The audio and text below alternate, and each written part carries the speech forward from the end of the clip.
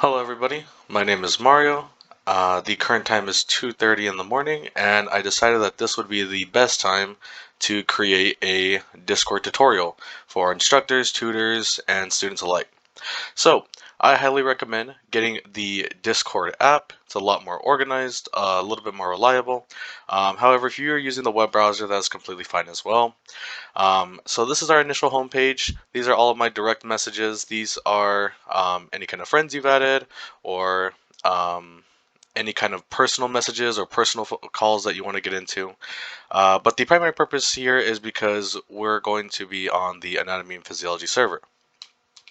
So you should receive a link to the Discord server through some form of classroom communication.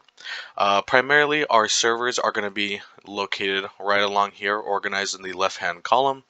As you can see, Discord has a lot of different functions, so I am a part of a multitude of servers, but we're going to focus on the anatomy and physiology server for now.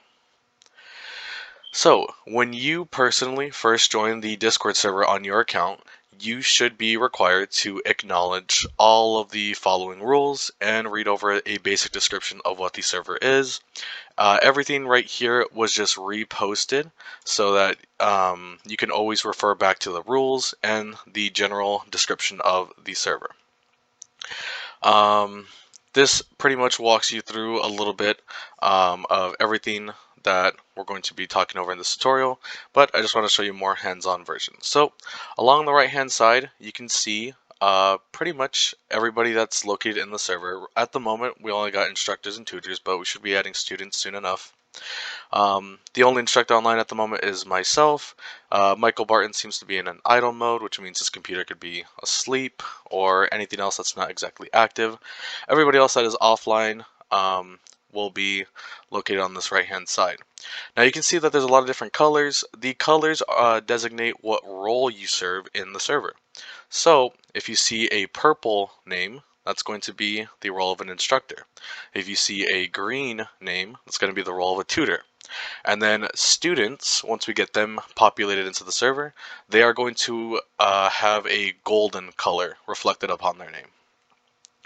So you should, like I said, you should be, before you can even look at the server, you should have to acknowledge the server rules. Getting back over here, we also have a notes and resources section, which should be only open to instructors and possibly tutors for them to post any kind of notes that can help out in class. No student has access to actually post in this channel. This is primarily just for the instructors and tutors to kind of be a little bit more organized with what notes they want their students to know. This is a very important channel. It's the roles channel. So when you, as a student, first get involved, you should be clicking onto this channel and you should be clicking and reacting with the emoji that reflects what class you're in. So if you're in a Bio 201 class, you're going to select the skull. Once you click on the skull, you can see that the role of Bio 201 student has been added to my account. I take it off, all of a sudden it's gone. Right along the side, we have a variety of different text channels for AMC information, which is open to all of the students.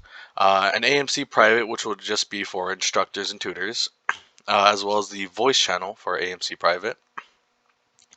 The other text channels include 201 lecture, 201 lab, 202 lecture, and so on and so forth. Depending on your designated role, you should only have access, so let's say if I click on these 202, I should only have access to see the 202 lecture and 202 lab. But as you can see, I can still see all of them because I have the role as an instructor. For tutors and instructors, you will have to manually get handed that power by a moderator on the server, which should be handled accordingly by Michael Barton. He will be granting the roles of instructor and tutors. For students, they can kind of automate themselves into the different roles. So if you're a 211 student, click here. I'm a 211 student now. I should only have access to the 211 lecture, 211 lab, as well as the AMC info and all of these channels. Just the other classes that would be locked. On top of that, we also have voice channels, so I can be the moment you click on the voice channel, you are now part of this voice channel. So if anybody were to click on this voice channel with me, they would now have access to myself as well. There's a variety of different things. You can turn on video. If you feel comfortable doing that, you can share your screen, which will allow you to look at different applications. Screens would be here. You can move around to different voice channels. So if I'm in the lounge voice channel, I should not be able to hear anybody in either the study rooms or in the AMC private. These voice channels are for anybody to join, really. And as you can notice too, while I'm in the voice channel, I also have access to still look at the different text channels too. Alright, I think that's pretty much everything. Oh, and if you want to leave the voice channel, you can simply click disconnect down here. So this is a very basic rundown of how to use the Discord server, and I hope this helps.